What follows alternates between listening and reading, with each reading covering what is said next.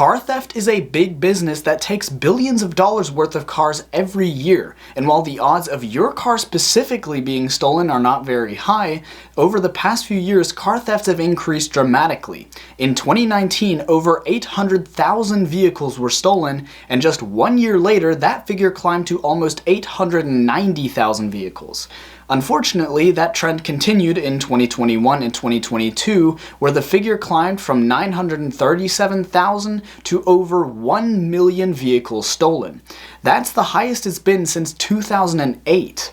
And if you heard the news about car insurance firms no longer paying claims, now more than ever is the time to invest in something to protect your car from being stolen. But what tool is best? Should you go with something cheap like a steering wheel lock, or should you spend twice the money to get an aftermarket immobilizer kit?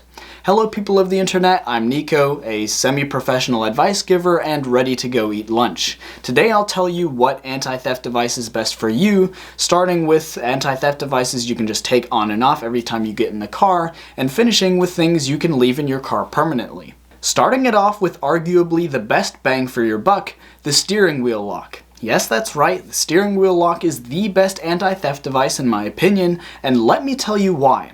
Firstly, they are cheap. They're not the cheapest item I'll talk about in this video, but they are great for the price.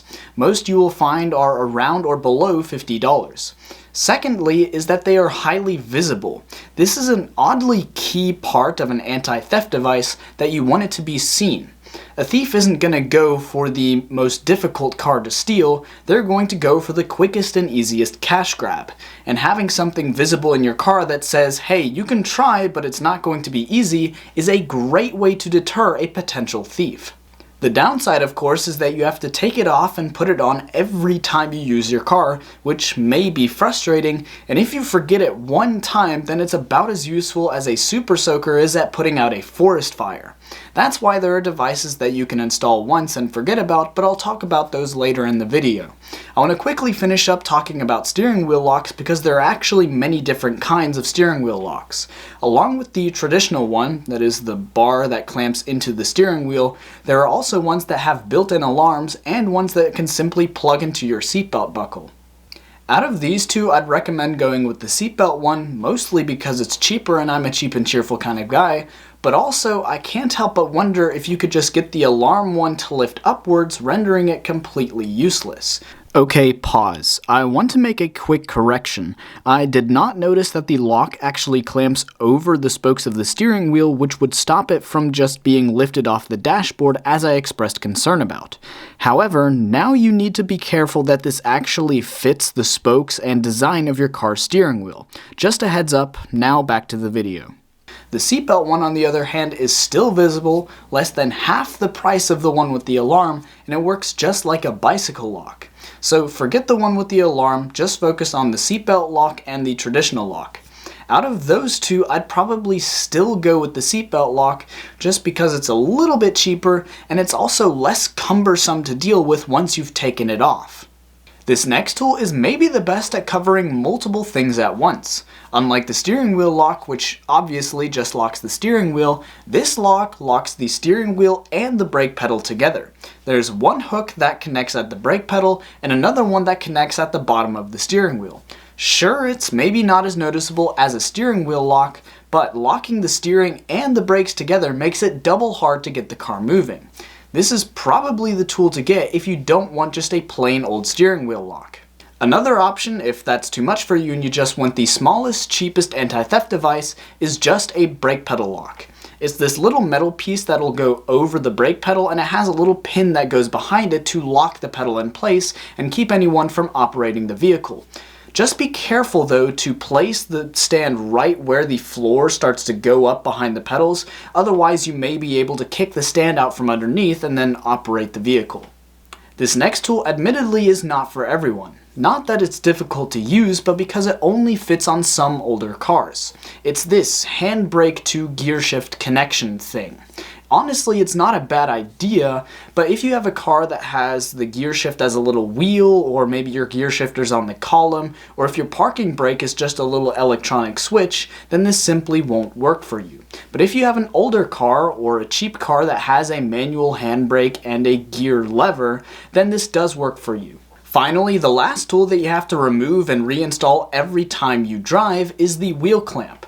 Now, this is probably the most impractical tool of all the tools I've talked about, but it is the most noticeable, and if you maybe put a fake parking ticket on your windshield, you could get away with not paying for parking.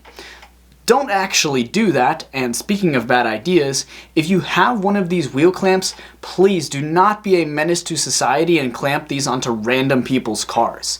It would be hilarious for you, but it would be such a nuisance to everyone else. Now for the tools you can leave in your car permanently. This first one isn't necessarily an anti-theft device, but it will help in the event your car gets stolen. It's a GPS tracker. Now, there are two ways you can go about this. You can either buy a regular one off of Amazon, or if you're one of those die-hard Apple users, you can instead use an AirTag. So, if your car gets stolen, you can then give the precise location to the police, and then they can do the searching for the car. Another device that won't necessarily stop a thief but will make them think twice is a dash cam. For the most part, this will really only be helpful in the event of an accident, but if a thief were to notice it, they might reconsider if they want to steal your car, considering that the camera has already recorded them. This probably still wouldn't deter them, but at least you would have video footage of someone stealing your car, though how you would get to that footage after your car has already been stolen is another problem. So instead of that, I would recommend an aftermarket immobilizer. This is probably a pretty obvious recommendation, but these are a very effective method of keeping your car from being stolen. It's also very difficult for a thief to remove this, so once they realize they can't start the car, they would most likely just try to escape without it. It does mean you are more likely to incur physical damages to your car since it's not readily apparent that your car would be difficult to steal, but on the bright side, at least you're not losing several $1,000s worth of a car.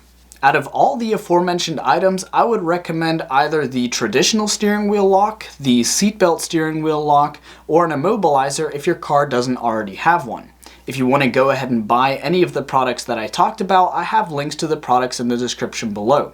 If you want to know how Lexus and Toyota cars are being stolen by the boatload in Japan, then you can watch this video when it pops up. Until next time, people of the internet, peace out.